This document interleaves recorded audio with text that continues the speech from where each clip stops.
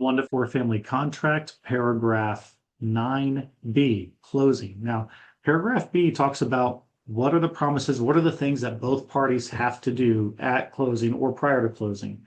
One is the seller is going to do a general warranty deed.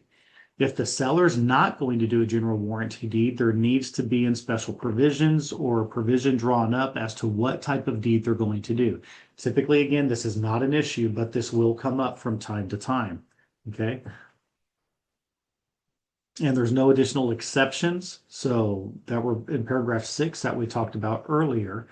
And they have to furnish the tax statements and certificates showing all the taxes are paid. Now, the buyer shall pay the sales price in good funds acceptable to the escrow agent. That's important because good funds is typically going to be a wire now, right? That's good to know.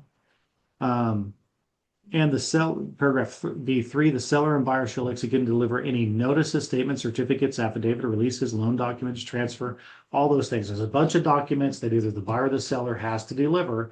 Make sure that those are delivered there. And this is going to be title company. It might even be the mortgage company, but anything the buyer seller need to do, get to the title company so we can close on time, right? There's going to be no liens, assessments, or security interest against the property, which will not be satisfied out of the sales proceeds unless the parties agree, and the securing payment of any loans assumed by buyer, and assumed loans will not be in default. So if the buyer is assuming a loan, that loan cannot be in default. Important to make sure we understand that. Okay. And private transfer fees are paid by the seller unless there's an addendum to the contract stating otherwise. Okay. Right. So just things to know, those are what the buyer and the seller need to do at closing.